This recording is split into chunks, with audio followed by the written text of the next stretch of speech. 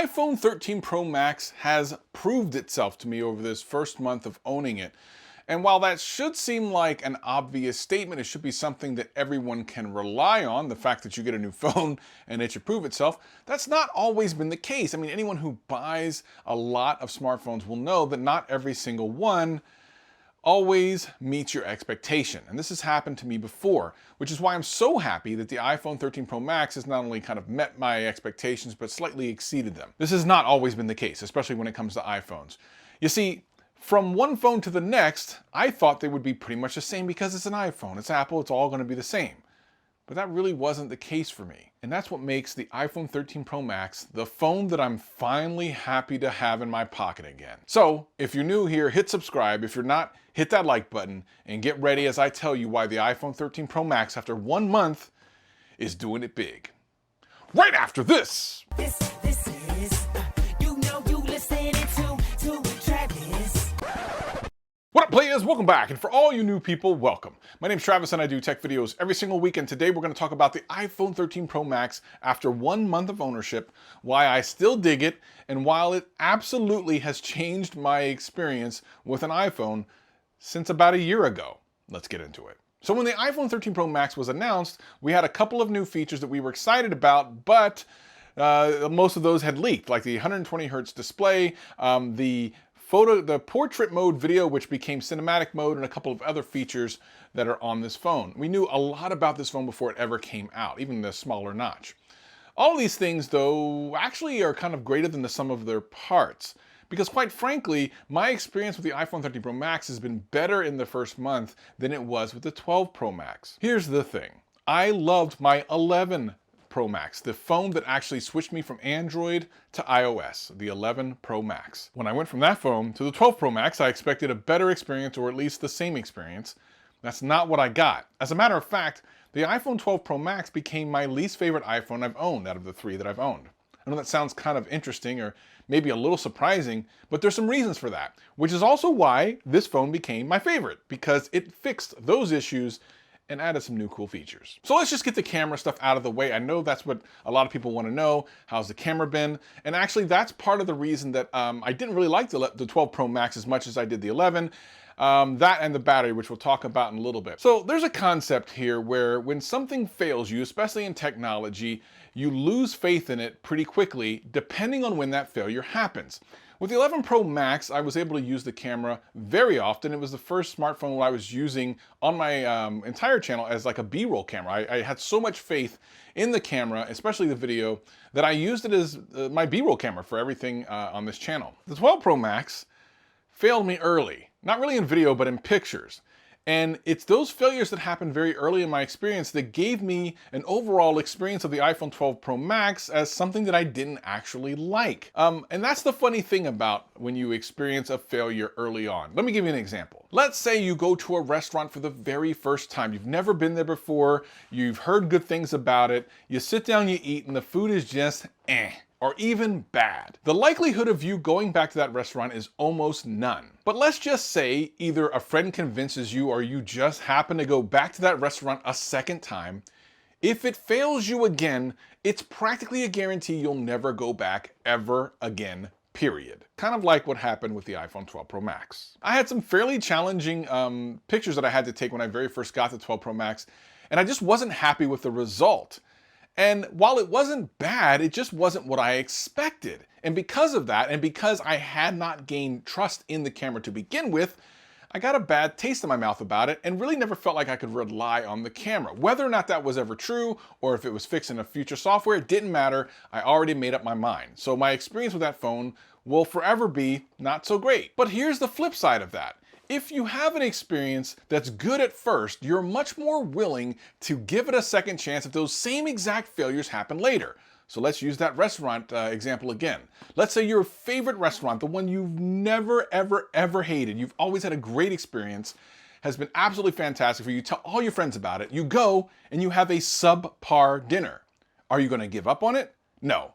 You're probably going to think, that was weird. Maybe you'll tell a waiter or whatever, but you're definitely going back because you've had so many good experiences before that. But what if you go back and another bad meal happens?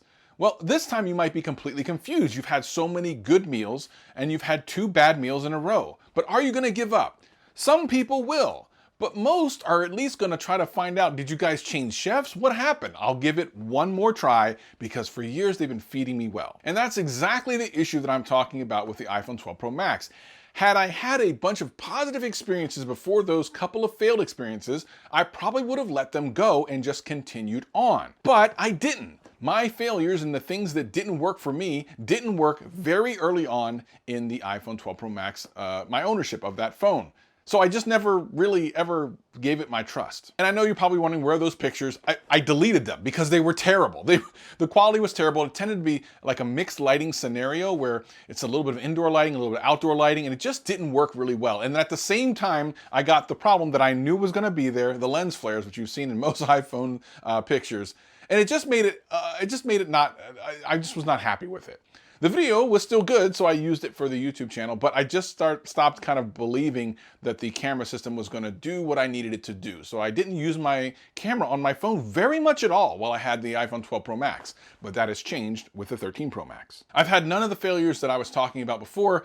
Everything has looked excellent, and as you can see here between the photos I recently took in a very similar situation where I'm indoors with a little bit of outdoor light and a lot of indoor light, I've just been happy with all the pictures and video that I've gotten from this phone. Like there's nothing that I feel like I can't take a photo of. With the new macro mode, with this cinematography mode, and with the slightly better lens on this to let more light in, I've just had no problems at all. And now I feel like I can absolutely rely on this for any pictures I want to take. Now that's the thing, because I've had all of these good experiences, if I run into a failure, I'm not gonna worry about it because I know through experience that this thing can get the job done. So as far as the camera goes, I absolutely love it. It's great. I've had no problems with it. And I'm just gonna move on to the next section because it already speaks for itself. And then again, another thing that I had a problem with on the 12 Pro Max was the battery. Now to say I had a problem with it is maybe a little bit leading. It wasn't a bad battery, it just wasn't as good as the 11 Pro Max. When you upgrade to a new phone, you think, oh, I'm gonna get the same, if not better performance through everything. And that was not the case. On my 11 Pro Max, while being at home and being able to use my Wi-Fi for most everything, I was able to go about 2 days in between charges. I'd go the beginning of the one day on Monday morning and I'd be able to charge it Tuesday night with no problems. My 12 Pro Max, I was never able to do that. Not even once. So to me, that's another thing that colored my experience with the 12 Pro Max. It just made it seem like it wasn't as good of a phone that I could rely on for long periods of time. The 13 Pro Max absolutely fixes that and goes above and beyond. I've literally been able to go 3 days, 3 full days, with my usage, and yes, my usage is going to be different than yours. Don't worry about how much screen on time I had. Don't worry about any of that. I was on Wi-Fi. I was using it as much as I ever did, the same time as I did with the 11 Pro Max and the 12 Pro Max. I was able to take it off the charger and Monday morning and put it back on the charger Wednesday night. That is performance that I can't wrap my head around. It's so good that Apple to me has painted themselves in a corner. Will the next phone be as good as this? It's incredible. And like I've said forever, if your phone doesn't work because the battery's dead, it doesn't matter what features it has, it's irrelevant. If you can't turn it on, all those features are dead. Now, as far as the 120 Hertz, listen, they still haven't fixed all the things they needed to. When I first said that I didn't really notice the difference between the 120 Hertz, a lot of people in the comments said, oh, you just can't see it, it's there, I see it.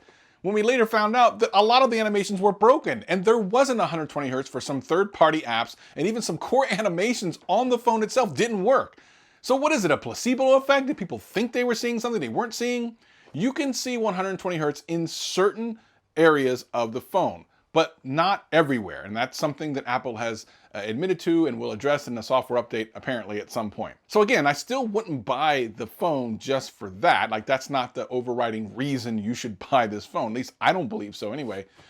It's all the other things. And even iOS 15.1, which of course, yes, can happen on almost any iPhone that you have, you'll get the same features, but it happened when I had this phone, which again brings a positive feeling to it. Things like SharePlay. SharePlay is awesome. That's where you can have a FaceTime call with someone and play music or share your desktop or whatever the heck you want to do.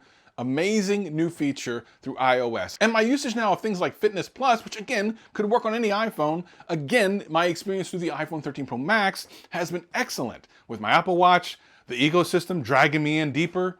I'm just telling you that having this phone, knowing that I don't have to charge it very often, I can trust the camera, and everything about it is snappy and smooth, makes this experience the best I've had so far. So 100%, if someone were to ask me, should I get an iPhone 13 Pro or Pro Max, I would say yes. So this has been my favorite iPhone that I've ever owned. And I will say without a shadow of a doubt, Apple's got a lot of things you're gonna have to overcome to make a better phone than this. Now, I have some very easy low-hanging fruit I can tell them. Of course, the notch, which is now smaller, thankfully, needs to pretty much go away. That's a pretty easy one to make things a little bit better. But other than that, this phone is one of the best phones you can buy today. It's absolutely something you can rely on. The operating system is great. It's smooth, snappy. The camera is reliable. The battery is outrageous. And absolutely, if I had to do it all over again, I would buy it. So many times when I got the iPhone 12 Pro Max, I would say to myself, I probably shouldn't have bought this. I probably should not have bought it. Not only have I not said that once since I've had this phone, I've said to myself I would gladly do it again. But what do you think? Leave me a comment below. Did you buy any of the iPhone 13 or 13 Pro or 13 Pro Max phones? Leave me a comment below and we'll talk about it, and I'll see you next time. Peace and love.